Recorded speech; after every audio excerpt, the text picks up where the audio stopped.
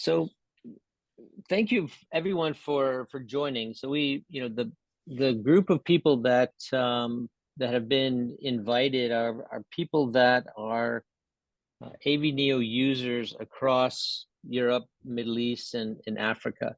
And the idea of what we're doing today is to try to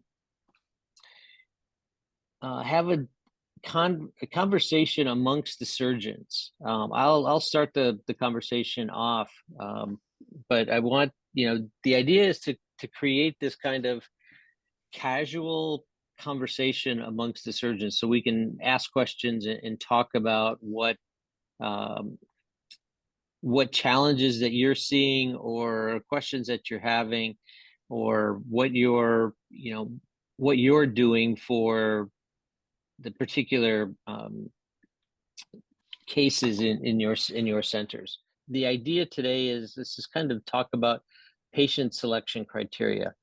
So the patient selection criteria has been somewhat established, and it was established in the publication that Dr. Krane, Dr. Albertini, Dr. Bakutashvili, a number of surgeons participated in, and it was done in this invited expert review that was published in the Annals of Thoracic Surgery. In this publication, they basically identified 5 indications that they said that they believed were considered to be safe and effective as alternatives for aortic valve replacement. So those were, number 1, patients less than 60, and especially those who do not wish to have a mechanical prosthetic, so they don't want to have anticoagulation. Those patients with a small annulus, and that could be, with or without concomitant aortic annulus enlargement. It could be number 3, which is patients with aortic valve disease that are, not really amenable to aortic valve repair. So these are complex aortic valve repairs. If you look at the data would suggest that those patients do not do that well with a repair. So AVNeo is a better alternative. Number 4, patients with infective endocarditis, and number 5, those patients with congenital heart disease. So those are the 5 indications. Okay, I'm going to end the poll there. So if you hopefully everybody was able to add in there, and we can hopefully you're able to see the results. I don't know if you can see the results or not, but just to quickly look at kind of some of the highlights. So the first one, patients under 65 is 80% of the time, which is almost everybody. About half the group said that. Some people using that criteria less, some using it a little bit more. Anticoagulation, again, it's 7, 8, 9 out of 13. So almost everybody is using that as potentially as a criteria. Normal ejection fraction, we had 30% of the people saying they'd use that 100% of the time, and 15% of the people saying they never use that. So that's an interesting one. I think that we can talk a little bit more about. Low risk for surgical procedure, mostly, obviously, it's 80, 90, 100% of the time used. Small annulus is, clearly is 100% of the time, is more than 50% of the people. Sorry, Damon, for interruption, but I did not submit my answers. I did not have enough time to submit the answers. That's okay. It's not intended to get everybody's everybody's answer per se, but it's just to kind of give a directional. And then on the number 8, interesting. So patients with possible patient prosthetic mismatch. Was suggested a failed AV repair. That's an interesting one there. Libman Sachs endocarditis, rheumatic fever, and I use it especially in patients younger than 16. So kind of some interesting information there. So Dr. Krane is, I think, online now. Dr. Krane, can you hear us? Hello, everybody. Hello, Dr. Krane. So you could, obviously you joined a couple minutes after I did the introduction, but the idea here is just to kind of, can you give us a little bit of feedback from your perspective as to the patients that you're primarily treating with AVNeo now, German Heart Center in Munich? Yeah, so I'm back since 10 weeks. So we try to restart the program here, but over time, I would say nothing changed in my mind. What are the indications for this kind of procedure? And this is more or less also written in this expert opinion, which you cited in your first slide. So of course we use it, or what our specific strategy in Munich is that we only offer this procedure to patients above an age of 50 years in the setting of a prospective randomized trial. Because the biological procedures is a standardized alternative. So if a patient comes to us asking for the procedure and he is 51 years, he will be included into the prospective randomized trial and have a 50-50 chance to get an AVNeo. If he's younger than 50 years, then it's basically the choice of the patient if he wants to opt for AVNeo, a biological procedures with a known risk of reoperation, structural valve deterioration, or a mechanical procedures with the, of course, advantages and disadvantages. We established this part before I left Munich, more than 3 years ago. During my time at Yale, nobody here in Munich proceeded with the procedure itself. So that was the reason why we have to restart the program now, but we will use the same decision path for including patients. Because this was given to us by our ethics committee at that time. Yeah, that's basically what we are doing. What I don't do is using this technique in endocarditis patients that have or is related to our data that we see a little bit higher incidence of endocarditis after AVNeo.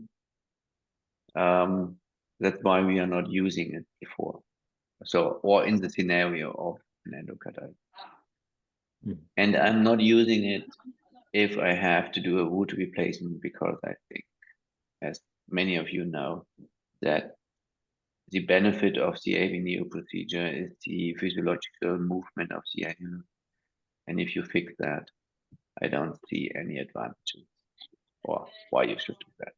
So this is my thoughts about when to do it and how the structure looks like in Munich.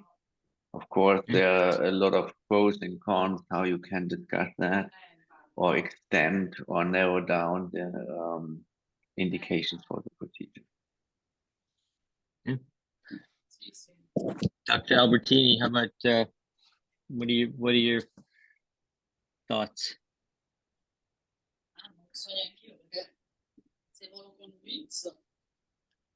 You have to unmute Dr. Albertini. Can you hear me? Now we can, yes. Okay. So my thoughts. We have done now 130 cases, Tom, so far. And we are now reaching just in November 5 years of follow-up. We are very happy with our results. I mean, we have to reoperate only 3 patients, 2 for endocarditis, 1 early and 1 late. And the 3rd patient was operated because we operated the first time for an endocarditis with involvement of the aortic annulus. So we have to patch the aortic annulus and to attach the clasp on the patch. And we had the leakage over time. So I can say that this probably is a contraindication for this procedure. I mean, we can indicate an AVNeo for endocarditis with only involvement of the leaflets, but not of the annulus. So we are using this technique. We are proposing this technique to all our patients that are younger than 60. On a technical point of view, it is possible for me to treat every kind of aortic valve disease in non-dilated aortic roots, of course. And the only main concern that we have about this technique is the durability.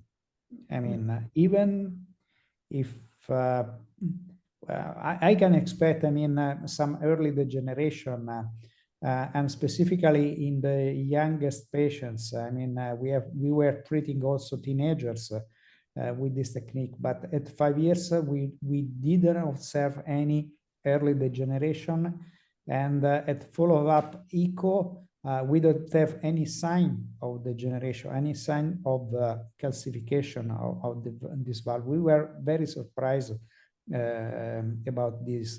I mean, I cannot explain why. I mean, probably there are the low gradients, probably there are the design of the valve, I mean, of the valve itself, I mean, of the AVNeo that we can achieve that can reduce the SVD, the structural valve degeneration. I mean, but if we look at the literature, there are very, very few reported cases with the early degeneration or also of late degeneration. Of course, the longest follow-up is from Ozaki, but I think that Marcus Crani is reaching 7 years of follow-up. I'm right? And yes. Do you confirm that? Yes, you are right. And do you confirm that you don't have early degeneration in this kind of valves? No. No. No. Let's know. To be honest, so we had, I did now more than 200 cases or something like that. In our study population in Munich, we have at least 1, I guess, where we have valvular insufficiency because of a prolapsing leaflet. But could be a technical issue or whatever. What we don't see, and this is absolutely right, is calcification. So that's what we don't see. But if structural valve degeneration is also for you the recurrency of aortic valve insufficiency without or with tears in the leaflet or something like that, then I have to admit we have a couple of them. Okay, but mainly endocarditis, mainly endocarditis. Of course, but mainly. Yes, I agree, but not calcification. I mean, no calcification. No calcification. No. I mean, that I was saying that we have not observing calcification in this population of patients that we treated in our series and also in your series. Yeah. So this is quite, I was quite surprised. I can expect some early degeneration or calcification in patients after 5-6 years in young patients. I mean, patients that are Absolutely. For instance, few weeks ago, have to reoperate a 24 years patient with an early degeneration of eresilia after 4 years. Oh, you should publish that. I will publish. But we have to reoperate this patient after only 4 years, very young Wow. patients with early degeneration of eresilia. And we didn't observe any calcification in our patients, even in the youngest. Yeah. So That's something I would surprising. like to underline, because I think Because you are everybody, mentioning. sorry. No, sorry, I don't want to interrupt you. No, Go ahead. I was talking with Jabrin Khoury. He told me you will have early degeneration. Tryon David, he says that you will have early degeneration. And Joachim Schaffer says that early degeneration, but we don't have early degeneration. Yeah, that's absolutely right. And when I started doing AVNeo using autologous pericardium, and I used only autologous pericardium, people told me, wait 1 to 2 years and all of them are calcified because you are using glutathione. So this was their argumentation. And I can just say we don't see any calcification. It can be that you have some problems with the valve, like a prolapsing leaflet. You can have a tear at the commercial level because you didn't get enough bites or whatever. You can have this kind of structural valve degeneration. But what you will most likely not see is calcification. And this is very surprising to me. But if you rethink this, it's perhaps not that much surprising because the biological valves we have been used to implant in our patients have been stored for many days, many weeks, if not months, in the same glutaraldehyde fixation solution just to store it. And we are using this just for 10 minutes. So I don't know. Calcification seems to be not an issue, but I'm very happy about that. Yeah, no, that's very, very good. Dr. Mokrick, how is your patient group and your selection criteria? Well, our selection criteria for AVNeo are regulars for biological valves. So we did not drop down our age limit under 70. We go for biological above 70. The reason for that is probably my long-term period in pediatric heart surgery, where I have seen a lot of pericardial patches being calcified in children. And this fact that we are discussing it now, that we do not see calcification as well as in our 150 cases, is something that really will move us to go ahead and perform more AVNeo in younger patients. Well, my last one since 5 days ago was 60 years patient, but she was insisting on this procedure. So by now, our main indication for AVNeo is small aortic root. This is something that we really will perform in patients, anyone above 50,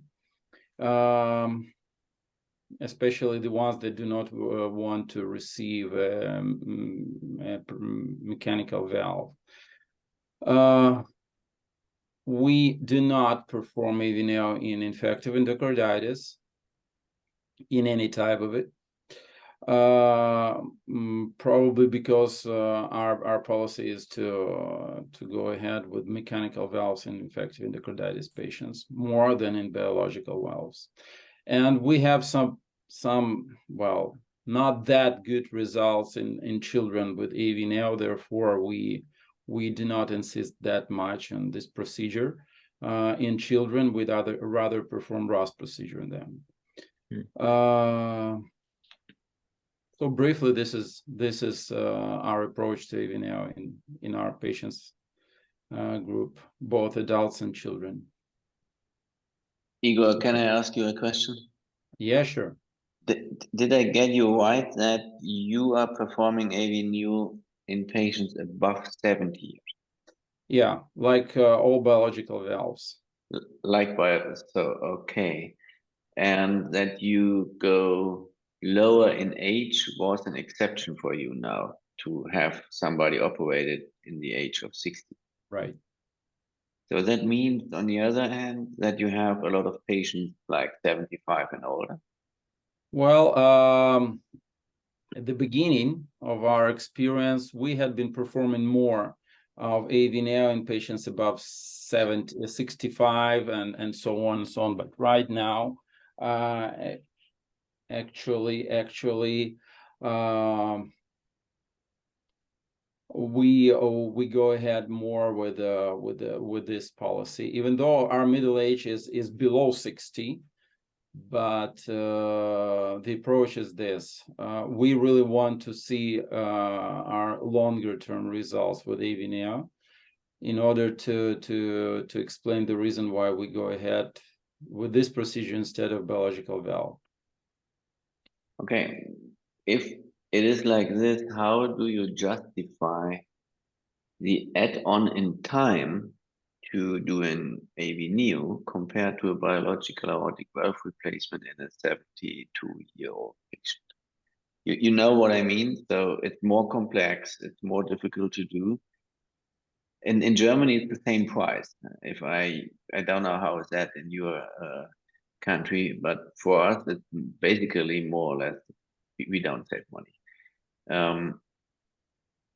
But you need, I don't know, 60 minutes longer to perform AVNeo in a 72-year-old. This is the one thing. The other is that I have the feeling if a patient comes close to his 75th birthday, he has basically no chance to get a referral to surgery. He gets a TAVR.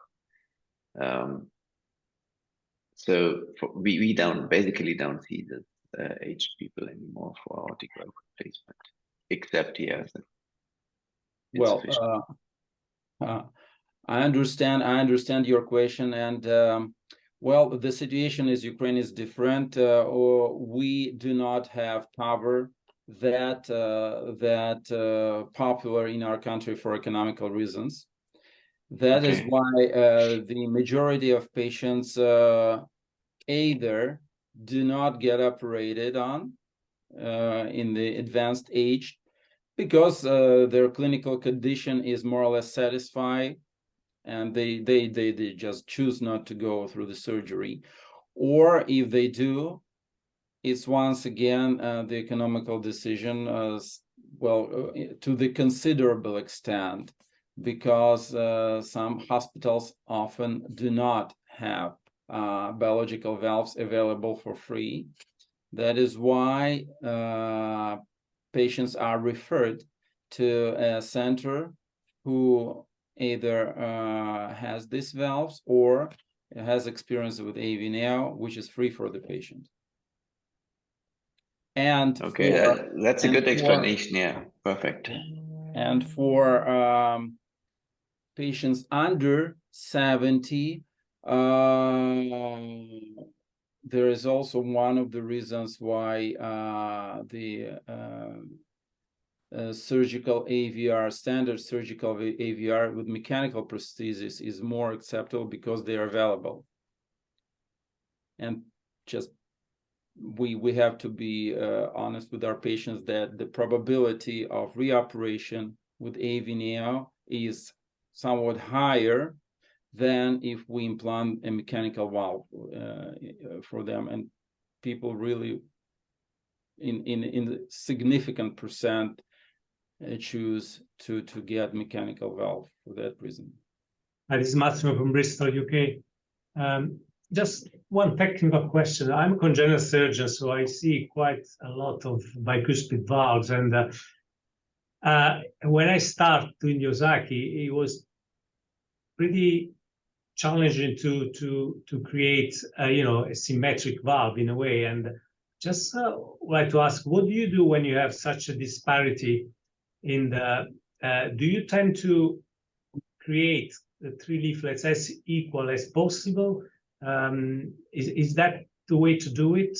Because I've changed. Before I was following, the sizer, and if there was a disparity of 2 or 3 size, I was following that, and then I now trying to do it as close as possible, if possible. Is that the right approach for the young ones? The main goal of AVNeo is to create a very symmetric tricuspid aortic valve. That's the bottom line. And you can do that by creating neocommissures. There are only a very few bicuspid type 0 aortic valves where it is really hard to arrange the commissures in a way that you don't get in conflict with the coronary artery. So this is, from my perspective, the main limitation. Otherwise, you create 1 or 2 neocommissures and you can implant very symmetric leaflets. And this is the real advantage of using this technique from my point of view, because you get an opening like a crown with a large opening surface area. And you have a very symmetric deviation of any kind of stress on the commissure, which is most likely also important for longevity or durability of the valve. So from my point of view, if you have more than 1 size difference in leaflet sizes, I would go for a neocommissure and tricuspidization. If you have a bicuspid valve, and you can have that very often in type 2 bicuspid valves, that you have very symmetric commissures and you can follow the original native sizes. So this is what I understand how to use this technique. Just 1 size difference, very symmetric valve, very large opening. And just a word of caution, very young. I mean, I in the pediatric population, we have a big series from GOS, and we did have to redo loads of them. So I have a feeling that when they are age 5, 6, 7, up to 10, they react a lot, like they react to any, probably worse. They will react worse to tissue valves anyway. The ones I've done, and I feel they are really good, is I've done few teenagers, 15, 16, 17, with rheumatic fever. I got the best results from them. I don't know why, but they tend to work very well. But they do calcify, and I'm not sure when you say they don't calcify, how do you measure that? What do you mean they don't calcify? Because you don't reoperate on them. How do you measure calcification? That's the big issue.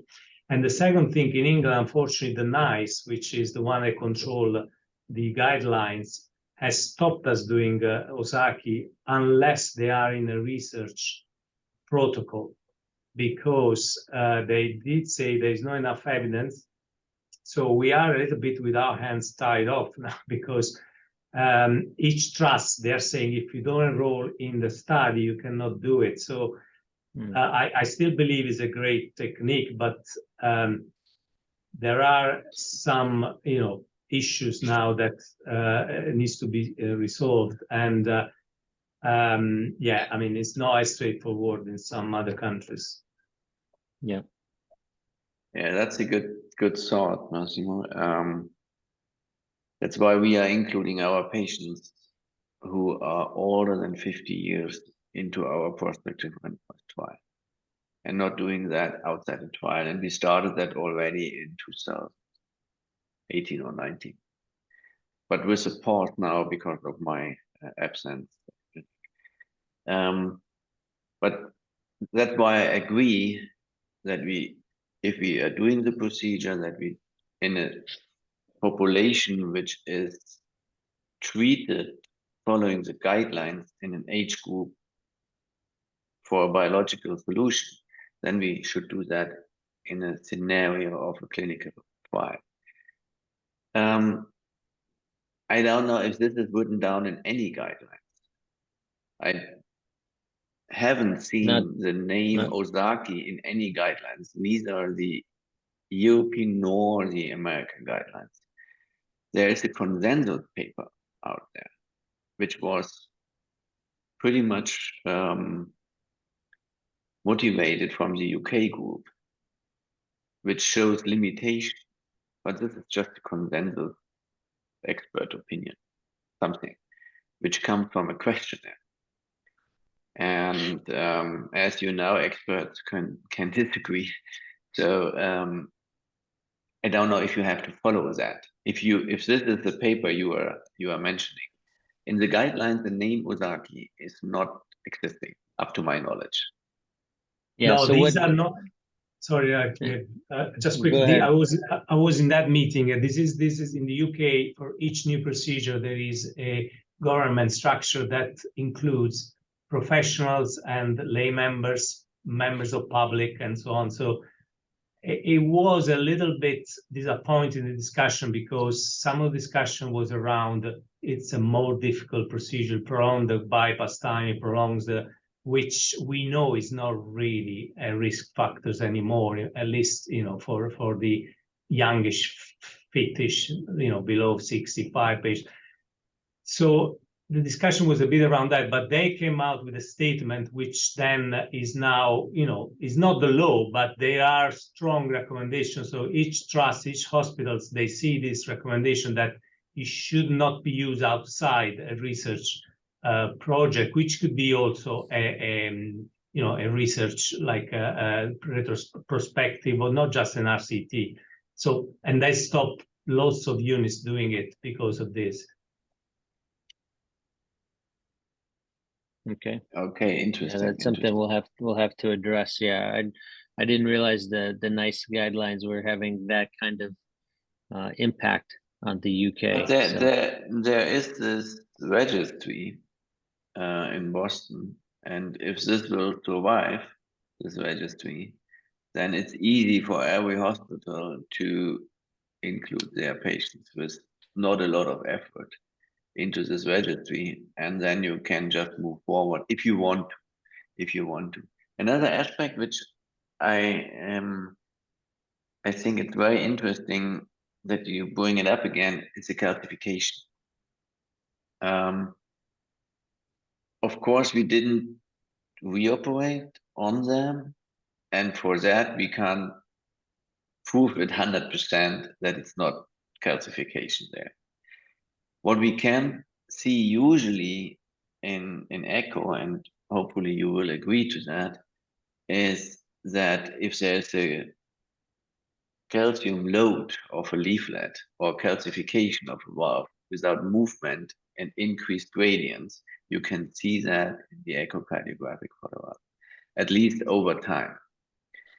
And having this sequential examination in echo, we do not see any signs. That's the better term I should have used. Any signs of calcification. Of course, we can't prove it 100%. You're absolutely right with that. But the gradients stay low, and the motion of the leaflet is still very flexible. So that, let's say it like this, that's a better scientific term to use. Yeah, that's good. That's a good point, Dr. Kronig. So, Dr. Avis, I think you have your hand up. You want to unmute and then ask a question or comment? I just wanted to share my very small experience with you. We talked about indications, but we haven't talked about contraindications. Actually, I don't want to say contraindication, but I had experience with two patients when in the operating room, I decided not to do the AVNeo procedure. The reason was that in these two patients, I noticed heavily calcified sinuses around the aortic wall, which made very difficult or almost impossible to pass needle through the aortic wall. Have you had such an experience? And that's why I decided not to perform AVNeo procedure.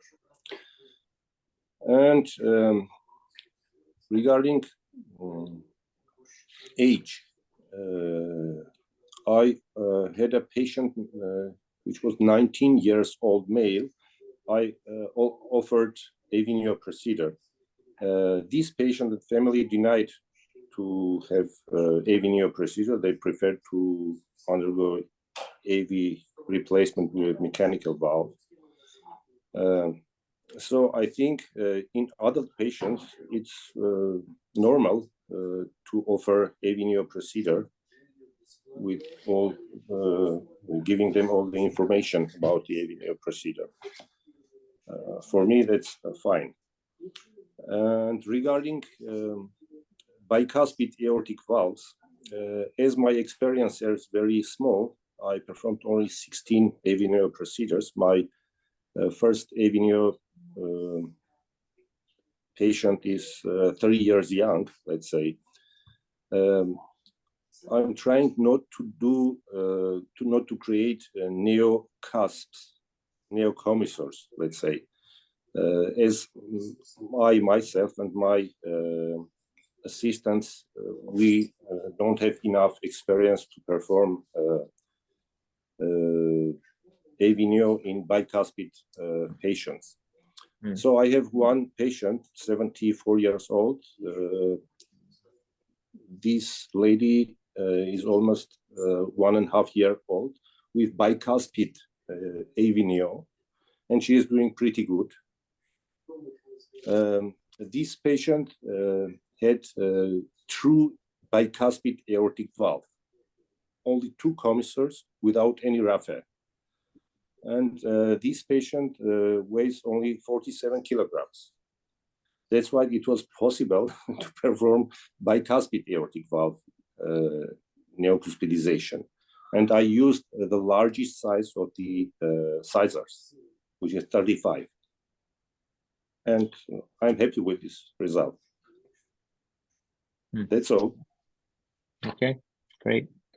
Thank you for your comments. There's one question from Dr. Arafi in Saudi Arabia about sinus dilation and the sinotubular junction. Are there any dimensions or any impact on patient selection? So Dr. Albertini or Dr. Crane, anything on any dimensional challenges that you see with the sinotubular junction? I mean, if we have only dilatation of the STJ and there is no dilatation of the aortic root, we have performed procedures, combined procedures by replacing the ascending aorta. But of course, we don't use this technique in patients with dilation of the aortic root. Let's consider the diameter of the aortic root in comparison with the DSA of the patient.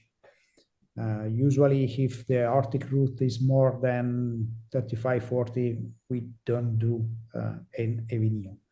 But we reconstruct the STJ, I think, in some patients by replacing the ascending aorta. Okay.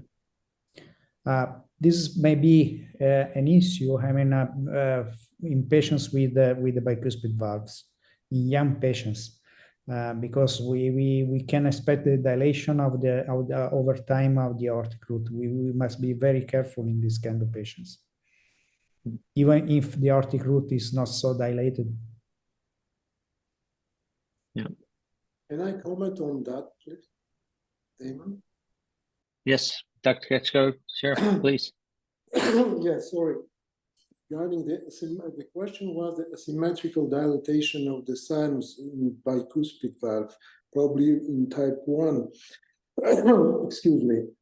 What usually we are doing is to reduce just the non-coronary sinus. It's very easy to do, and you can reach the symmetry like that, if the structure are large enough. And we published this longitudinal reduction of non-coronary sinus, and it gives a very beautiful results and reconstruction. So it is possible to do reducing just the non-sinus. Of course, the tissues has to be not very thin or fragile.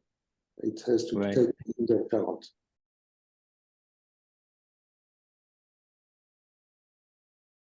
I was just follow-up question on that. So is that your preferred technique, is to make the non-coronary cusp smaller rather than do a new commissure? Or sometimes you do a new commissure as well? So if the sinus is not too large, I'm creating a new commissure, but it is very important to take the sutures very deep and reinforce from outside the non-sinus, because it's thin, and in my experience, I had one case with a leakage 4 months after.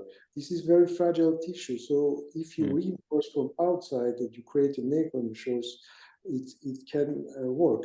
But I'm speaking for, the point is for a large size. Okay. Right. Okay. If it's possible to bring it to the same size as the two others, it's okay without reducing everything. Okay. Great. Thank you. I have another comment regarding this leaflet thickening.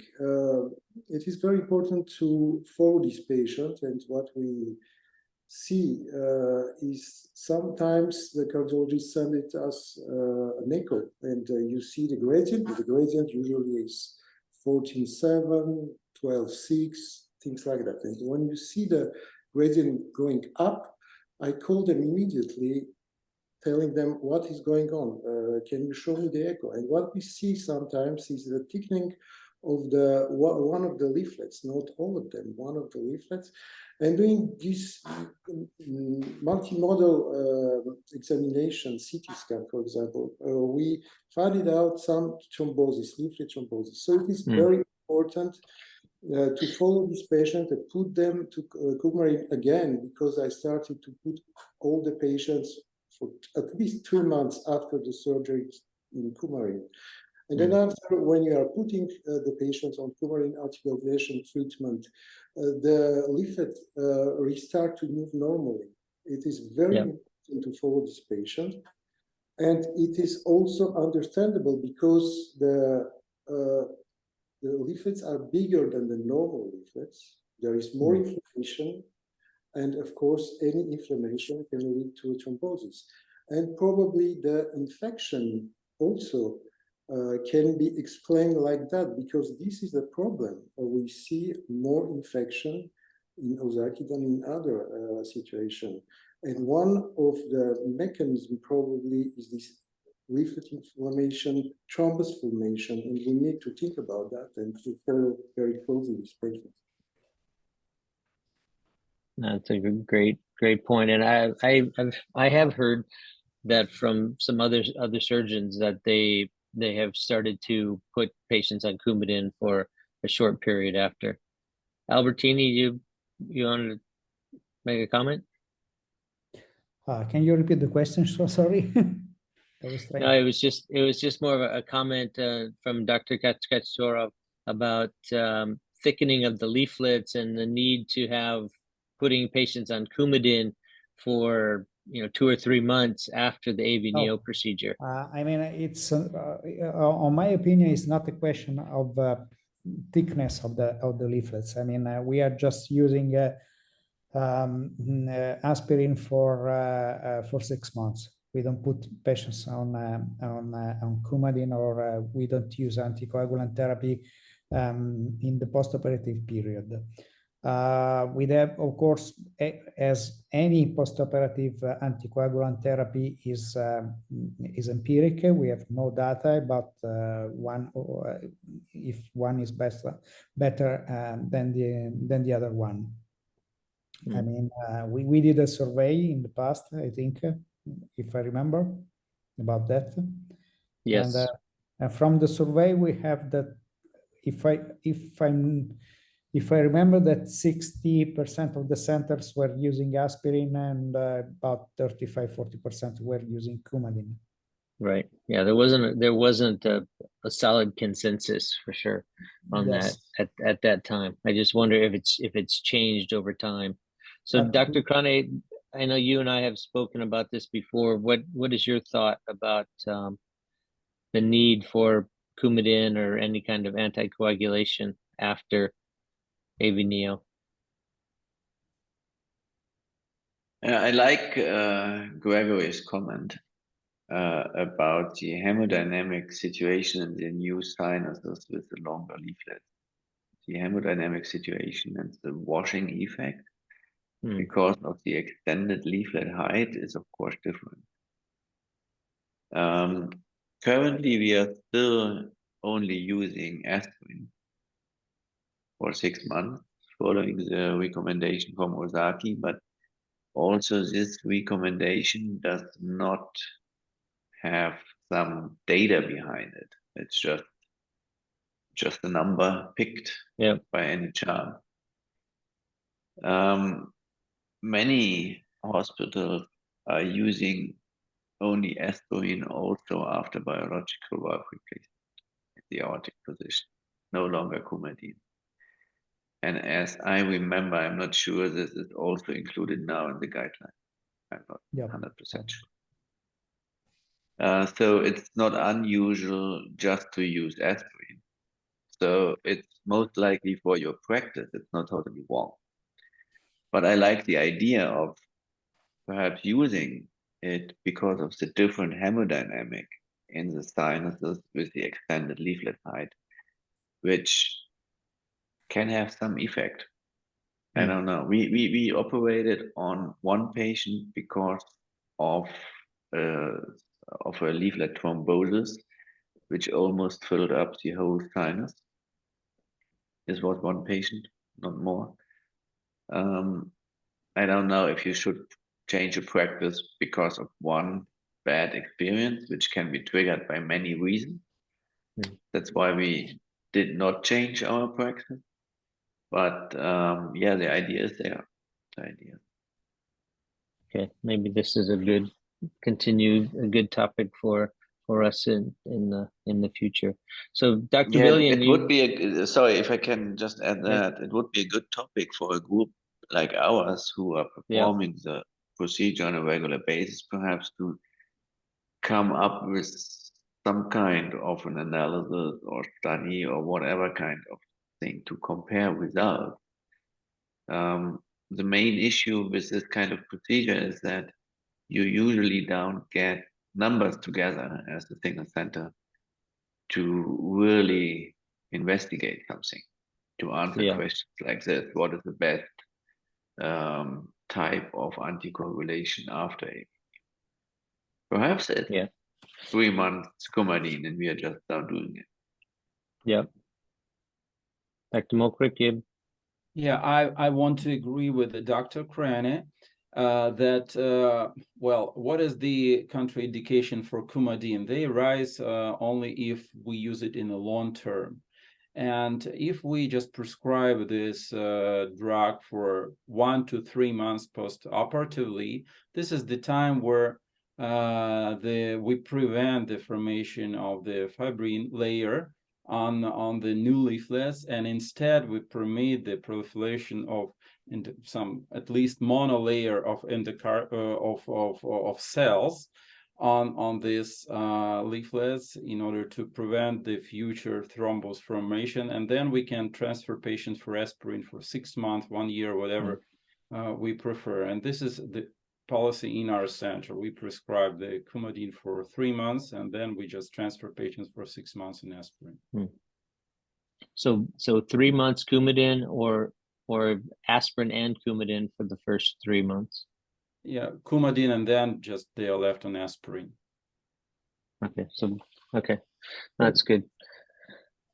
Okay, so we only have a couple more minutes left. So first, I'd just like to thank everybody for taking the time to join. This is again something that I think we'd like to do either on a probably not on a monthly basis, but maybe on a every other month basis or something like that. I will send out a quick survey to everybody that's joined and those people obviously that also weren't able to join today to just get some of their feedback on the frequency of doing this. But again, the idea here is to not have necessarily a structured presentation like a webinar like we've done in the past, but to have more of a working group. So to Dr. Krane's point, maybe this is a group that we can actually try to come up with some of these kind of consensus documentation or consensus recommendation for things like Coumadin, so that we can provide some of this information to others that are doing the procedure around the world. If I look at the group that we have here, we have probably more than 1,000 cases that have been done by this group here, and that's 5 or 6 centers doing upwards of 200 cases now. So I think we have a big volume here that we can learn from, and we can work together to try to improve the procedure and improve the information that we're providing to others that are just starting to do the procedure. So I really appreciate everybody's time and taking their time and their effort that they're providing to us and to the procedure and all of their support. So thank you very much for attending today. Thank you very much for your time, and we'll talk to you very soon. Thank you. Thank you. Thank you. Bye. Thank you very much. It was a great pleasure seeing you all. Bye. Bye. Thank you. Ciao. Ciao.